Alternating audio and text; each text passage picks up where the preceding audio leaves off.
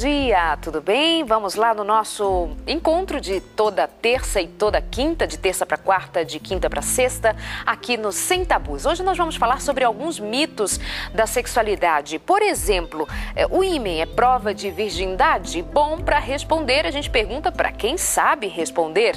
Thalita, como vai? Tudo bom? Bem? Então, ímen é uma prova de virgindade, como era naqueles tempos em que tinha que mostrar o lençol sujo de sangue. Como que está hoje isso na ciência moderna? Então, a gente precisa falar de virgindade considerando alguns aspectos. Um aspecto é o aspecto biológico, né? Na biologia, a gente considera realmente a presença do ímen como uma prova da virgindade. Acontece que, por exemplo, algumas mulheres nascem sem ímen. Então, você não pode dizer no contexto moral que essa mulher não é virgem. Então, quando a gente fala de virgindade, a gente precisa perguntar em que contexto a gente está falando. É o biológico?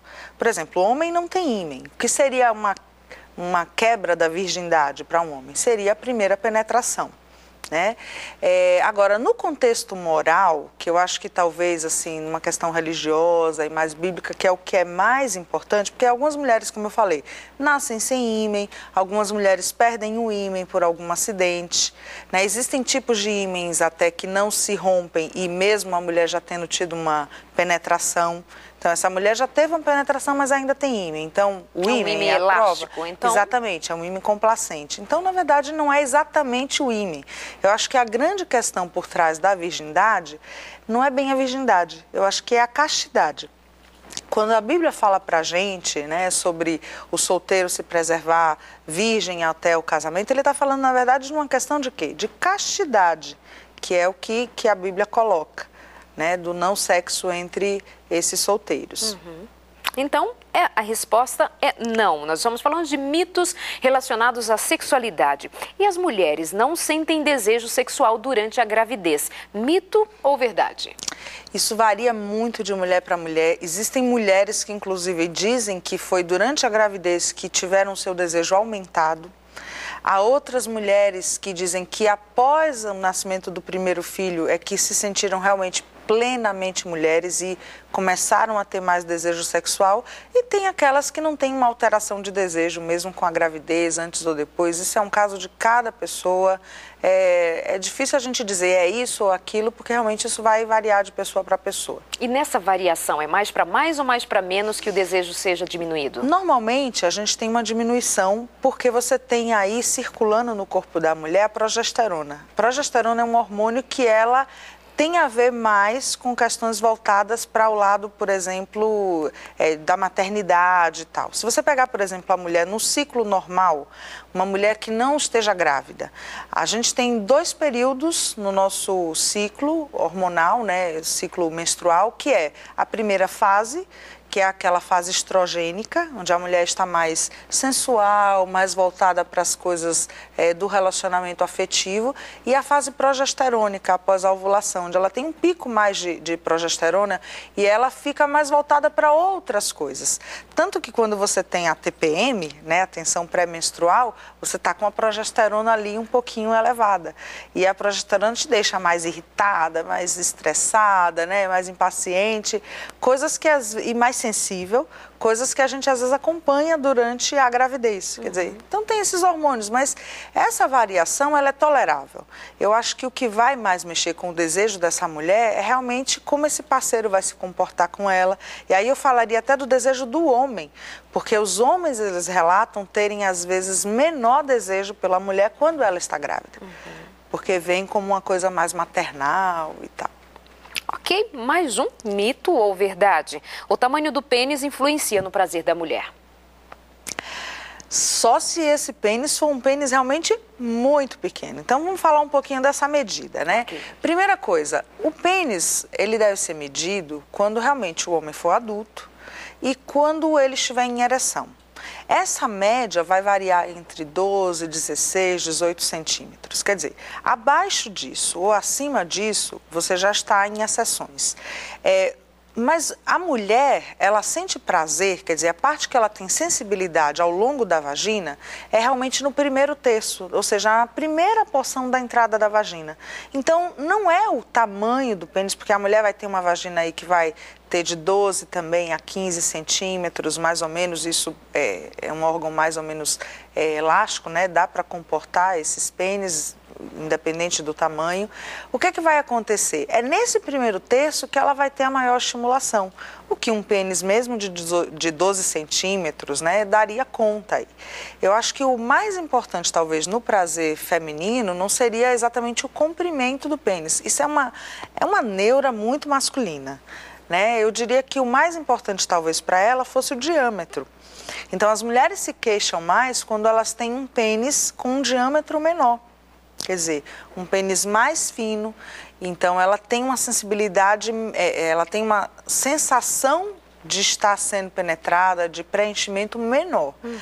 Mas ainda assim, eu diria que esse pênis deveria ser muito minúsculo, para que essa mulher não pudesse perceber esse pênis aí. Então, é mito a questão do tamanho do pênis influenciar no prazer da mulher? A menos que influencie na questão da fantasia. Né? Porque eu acho que mexe muito mais com essa questão psicológica, tanto da mulher quanto do homem. E esse homem que vai para uma relação já inibido pela sensação, pelo sentimento de que tenha um pênis pequeno, e então isso já traz uma dificuldade a partir dele. Com certeza. Ok. Isso mesmo. Você ia acrescentar alguma informação? Não, eu ia falar que a gente tem até casos em que homens, quando têm um pênis muito avantajado, né, lá pelos seus 23, 25 centímetros, e a gente tem ainda casos que são recordes, né, pênis com mais de 30 centímetros quando estão em ereção, e que, na verdade, ao invés de provocar prazer, eles trazem dificuldade mesmo, né, na relação sexual. Com certeza. Mas o mito respondido aqui no Sem Tabus, ereção indica que há necessidade de se entrar numa relação sexual, de uma penetração? Não, principalmente quando a pessoa é muito jovem. Os adolescentes, então, quando eles estão já mudando o seu corpo, eles têm ereções assim nas situações mais repentinas e inusitadas. Imagina, se a cada ereção fosse realmente necessário se ter uma ejaculação. Os espermatozoides produzidos e que não são ejaculados, eles são reabsorvidos pelo corpo, né? Eles têm um lugar onde ficam reservados também, que é o epidídimo, e não tem essa necessidade, né, imediata, teve ereção, tem que ter a ejaculação, tem que ter a relação sexual, não. Porque essa ereção ela é comum a partir do que o organismo está produzindo. Sim, porque, por exemplo, um adolescente, ele está andando na rua, vê uma mulher bonita, vê uma cena que interessa, ele não tem ainda muito um controle corporal. E às vezes ele pode ser surpreendido com uma ereção que ele não queria ter ali naquele momento, às vezes até na praia, situação super constrangedora, e ele vai ter que aos poucos ir lidando com o seu corpo. Exatamente. Ok. Então fica muito difícil, você está falando do adolescente, do jovem, então nós estamos vendo assim esses meninos começando a namorar muito cedo, eles 13, 14 anos já estão beijando muito, então ficando muito. Como é que eles vão controlar essa sexualidade que ainda não está plenamente desenvolvida? Fica difícil, né? Realmente, até ter esse controle corporal leva um pouco de tempo, né? É preciso haver uma maturidade física também, além da psicológica. E eu acho que uma coisa bacana é você começar a se perceber, né? O que em mim provoca tanto estimulação? Porque a questão da ereção ela é muito vinculada aos seus pensamentos também. Então, uma estratégia que o homem pode usar é pensar em alguma outra coisa que te desvie, né, daquela ereção e de repente você está numa situação constrangedora. O que não é o mesmo caso com relação às crianças, né? Às vezes uma mãe está dando banho no seu filhinho e enquanto está do menino e então ela percebe que tem uma ereção na criança, ele tem 2, 3 anos, como é que ela lida com isso? E que não necessariamente, aliás, não vai estar com a questão do erotismo como a gente acompanha nos adultos e nos jovens. Realmente é diferente, porque a criança ela está descobrindo o seu corpo, a sua existência através das sensações do corpo. E a ejaculação noturna ou poluição noturna, super normal também? Ela vai acontecer principalmente com a maturidade sexual, então quando o rapaz entra na adolescência, então precisa ter o amadurecimento das células espermáticas para começar a ter isso, e eventualmente são acompanhadas por sonhos eróticos. Então ele tem um sonho, enfim, com um conteúdo sexual e ele acorda realmente com a cama molhada, porque teve essa ejaculação que ele não conseguiu controlar. Uhum. E sabe uma coisa interessante, que a gente não fala muito, porque a gente fala da poluição noturna para os homens, mas muitas mulheres, nessa fase da adolescência, com sonhos eróticos, elas podem experimentar também sensação de orgasmo e até lubrificação vaginal. Uau! Ou seja, isso é muito físico e cabeça, né? O sonho desencadeia todo o organismo para uma situação de chegar a um orgasmo? Agora a gente tem que pensar o seguinte, né? Com que esse adolescente está alimentando a sua mente também durante o dia. Porque se ele passou a semana vendo revistas, né, de mulheres sem roupa ou filmes que provocam isso, essa frequência vai ser muito maior, porque ele vai estar voltado com a mente para isso. Né? Então, dia e noite, né? Dia e noite. Ok, vamos observando isso. Mais uma pergunta. A mulher tem menos necessidade de sexo que o homem.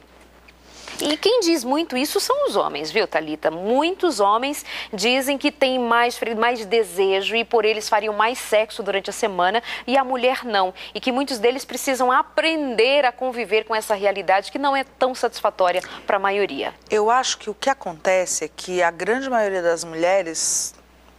Nossa, será que eu posso falar a grande maioria? Mas um bom número das mulheres, elas não têm um bom sexo. Então tá, segura essa aí, nós vamos para o nosso intervalinho para a gente voltar e responder essa questão com tempo e qualidade, porque as nossas respostas precisam satisfazer a você, a sua curiosidade e a sua necessidade. É rapidinho o nosso intervalo, sem tabu nenhum. Pode mandar o seu e-mail, perguntar e participar aqui com a gente. Até já!